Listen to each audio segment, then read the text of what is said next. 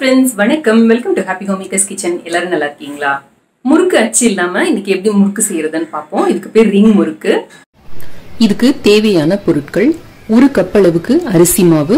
இதுக்கு உங்களுக்கு 1 கப் அரிசி மாவு இருந்ததுன்னா போதும். நீங்க கடையில வாங்குற அரிசி மாவும் எடுத்துக்கலாம், இல்ல வீட்ல அரைச்சதாவும் இருக்கலாம். இடியாப்ப மாவு இருந்ததுன்னா அதை கூட எடுத்துக்கலாம், அதுவும் இதுக்கு நல்லா வரும். இதுக்கு தேவையான அளவுக்கு உப்பு, 1 டேபிள் ஸ்பூன் அளவுக்கு நெய்யோ இல்ல வெண்ணெயோ இல்ல எண்ணெயோ, உங்களுக்கு எது விருப்பமோ நீங்க அதை எடுத்துக்கலாம். 1/4 டீஸ்பூன் அளவுக்கு பெருங்காயத்தூள், 1 கப் அளவுக்கு தண்ணி. நீங்க எந்த கப்ல அரிசி மாவு அளக்குறீங்களோ அதே கப்ல தண்ணியும் அளந்து எடுத்து வச்சுக்கோங்க.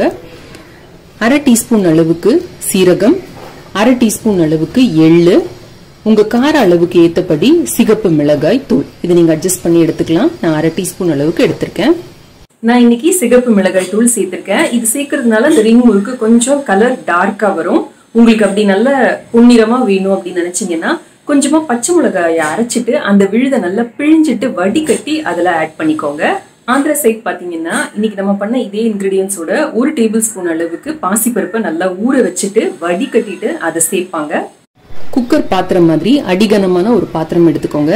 அதுல நம்ம எடுத்து வச்சிருக்கிற இந்த தண்ணியை சேர்த்துக்கலாம். இது கூட தேவையான அளவு உப்பு சேர்த்துக்கோங்க. 1 டேபிள் ஸ்பூன் அளவுக்கு வெண்ணெயோ நெய்யோ எண்ணெயோ சேர்த்துக்கோங்க. நான் இங்க நெய் சேர்க்கிறேன். அடுப்புல வச்சு இதை நல்லா சூடு பண்ணிக்கலாம். தண்ணி இந்த மாதிரி கொதிக்க ஆரம்பிக்கிறப்ப நம்ம எடுத்து வச்சிருக்கிற இந்த அரிசி மாவை சேர்த்துக்கலாம். தீய சிம்ல வச்சுட்டு நல்லா கலந்து கொடுங்க.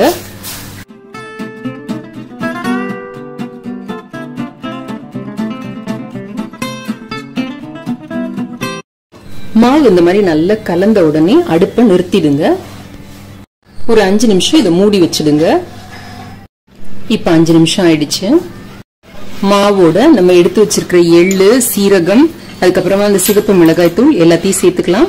பெருங்காயத்தையும் சேர்த்துக்கலாம். இந்த மாதிரி ஒரு டம்ளரோட அடி பாகம் வச்சுக்கிட்டோம், இல்லாட்டி நம்ம இஞ்சி பூண்டு இடிப்போம் பாத்தீங்களா, இந்த கல்லு வச்சுக்கிட்டோம், நல்லா அப்படி லேசா மசிச்சு கொடுங்க. உங்களுக்கு சூடு பொறுக்கும் அப்படின்னா நீங்க கையிலேயே பண்ணலாம். இதை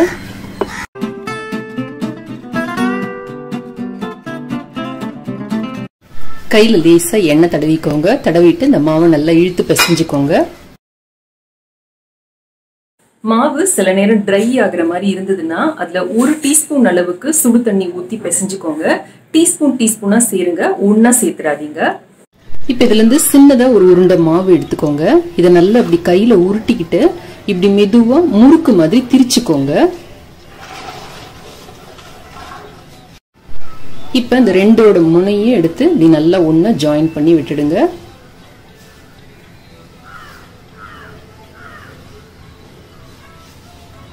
இந்த மாதிரி நம்ம எல்லா மாவையும் உருட்டி ரிங் முறுக்கா செஞ்சுக்கலாம்.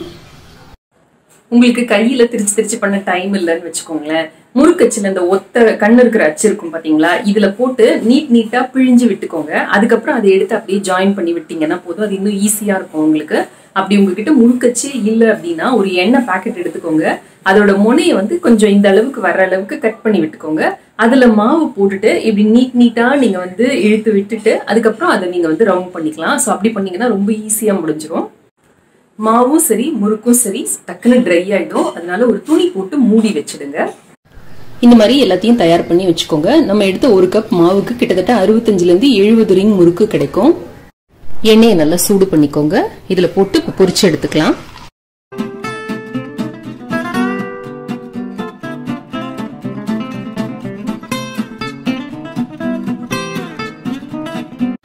தீய மீடியம் ஹைல வச்சுக்கோங்க. ஒரு 2 நிமிஷம் கழிச்சு மெதுவா திருப்பி விடுங்க.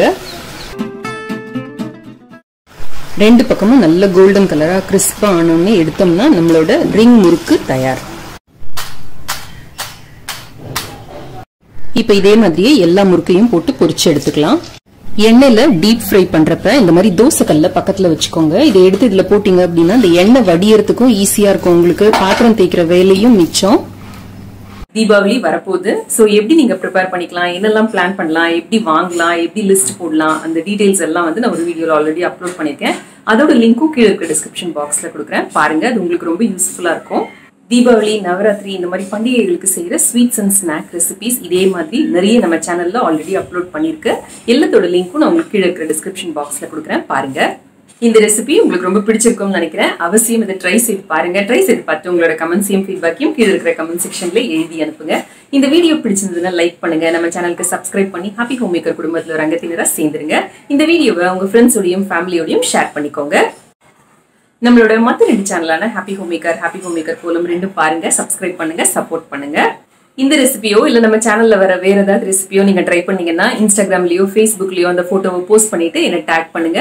இன்ஸ்டாகிராம்ல என்னோட ஹேண்டில் happyhomemaker_தமிழ், ஃபேஸ்புக்ல happyhomemaker_தமிழ். டெய்லி மெனு எப்படி பிளான் பண்றேன், அப்புறமா என்னெல்லாம் சமைக்கிறேன் அப்படிங்கறத நான் இன்ஸ்டால அப்பப்போ போஸ்ட் பண்ணிட்டு இருக்கேன். ஸோ நீங்க இன்ஸ்டால இருந்தீங்கன்னா ஃபாலோ பண்ணுங்க. நம்ம சேனல்ல வர இன்கிரீடியன்ஸ் இல்ல பொருட்கள் ஏதாவது வாங்கணும்னு நினைச்சீங்கன்னா கீழே அமேசான் லிங்க்ஸ் இருக்கு. இணைந்திருங்கள் ஹாப்பி ஹோம் மேக்கர் சேனலுடன். என்னாலும் நன்றி, வணக்கம். ஆரோக்கியமான சமையல், ஆனந்தமான வாழ்க்கை.